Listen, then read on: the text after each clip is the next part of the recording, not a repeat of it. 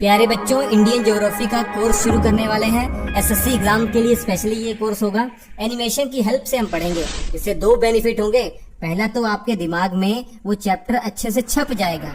दूसरा, ये जो चैप्टर 1 घंटे में कंप्लीट होने वाला था वो 5 से 10 मिनट में ही कंप्लीट हो जाएगा। तो आज हम शुरुआत करते हैं पहले चैप्टर से, और पहले चैप्टर का नाम है भारत की स्थिति और विस्तार। सबसे पहले तो ये बेसिक बात जानिए कि हमारा प्यारा भारत एशिया महाद्वीप का हिस्सा है और हमारे प्यारे भारत में 28 राज्य और 8 केंद्र शासित प्रदेश हैं। हमारे भारत का कुल क्षेत्रफल 32,87,263 वर्ग किलोमीटर है। पूरे विश्व में तुलना की जाए तो ये मात्र 2.4% है। मतलब पूरे विश्व में जितनी भी धरती है उसका 2.4% ही हमारे पास है। और क्षेत्रफल के हिसाब से 7वें नंबर पर है हमारा प्यारा भारत। पहले नंबर पर रशिया है, दूसरे पे कनाडा है, तीसरे पे चाइना है, चौथे पे यूएसए है और 5वें पे ब्राजील है, 6वें पे ऑस्ट्रेलिया है और 7वें पे इंडिया है। आप जानते हैं, तो ये 7 कंट्री टॉप 7 क्षेत्रफल के हिसाब से आपको याद भी होना चाहिए। ऐसे ही जनसंख्या के मामले में हमारा प्यारा भारत दूसरे स्थान पर है पूरे विश्व में। हमारे भारत की जनसंख्या की बात करें तो 121 करोड़ जनसंख्या है 2011 की जनगणना के हिसाब से। पूरे विश्व का 17.5% हमारे पास ही है। और पहले नंबर पर चाइना, दूसरे पे इंडिया हमने बता दिया, यूएसए तीसरे पे है। भारत की अगर लोकेशन की बात करें तो अगर हम 0 डिग्री अक्षांश या जो भूमध्य रेखा को अगर आधार मानेंगे तो हमारा भारत नॉर्दर्न हेमिस्फीयर में है, उत्तरी गोलार्ध में है। लेकिन हम 0 डिग्री लॉन्गिट्यूड या 0 डिग्री देशांतर को अगर आधार मानेंगे तो हमारा प्यारा भारत पूर्वी गोलार्ध में स्थित है। तो इस प्रकार हम कह सकते हैं हमारा भारत पूर्वी गोलार्ध में और उत्तरी गोलार्ध में है। हमारे भारत का जो उत्तरी बिंदु है वो लद्दाख में पड़ता है। इंदिरा कॉल इसका नाम है। 37 डिग्री 6 मिनट उत्तरी अक्षांश है। ऐसे ही मुख्य भूमि का जो दक्षिणी हिस्सा है इसके latitude 8 degree 4 minute north latitude है और ये जगह तमिलनाडु के कन्याकुमारी में पड़ती है। इसका नाम कन्याकुमारी भी है और इसे केप कोमोरिन भी कहा जाता है। और उत्तर से दक्षिण की जो दूरी है वो 3214 किलोमीटर है।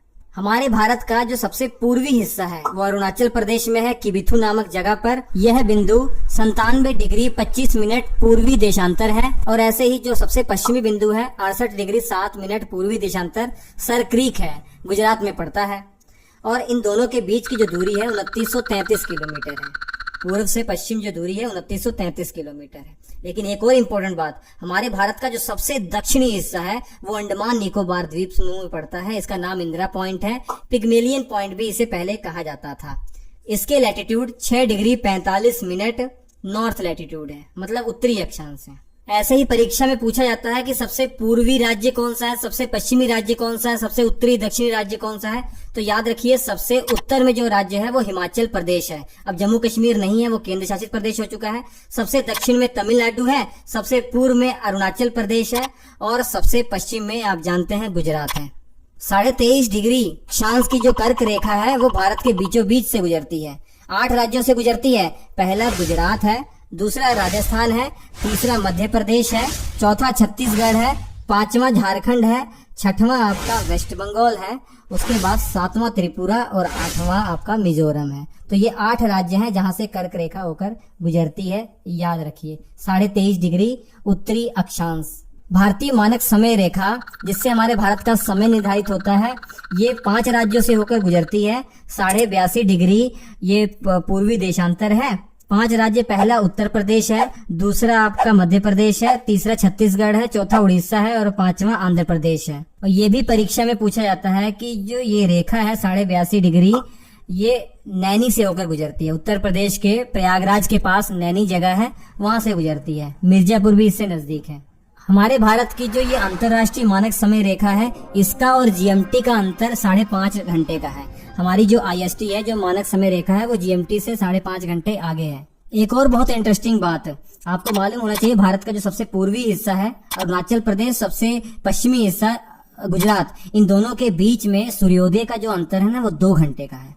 मतलब अगर मान लीजिए अरुणाचल प्रदेश में 5 बजे सूर्योदय होता है तो फिर गुजरात में 7 बजे सूर्योदय होगा। 2 घंटे का अंतर है, ये भी आपको मालूम होना चाहिए। क्यों अंतर है ये आपको पता ही है कि हमारा जो अर्थ है वो अपने अक्ष पर एंटी क्लॉकवाइज रोटेट कर रहा है। मतलब अगर दिशा की बात करें तो वो पश्चिम से पूर्व की दिशा में जा रहा है। तो इसलिए सूर्योदय सबसे पहले अरुणाचल प्रदेश में होगा, उसके बाद गुजरात में होगा। ऐसे ही एनिमेटेड और इंटरेस्टिंग वीडियो के लिए श्री अड्डा चैनल को सब्सक्राइब करके रखिए।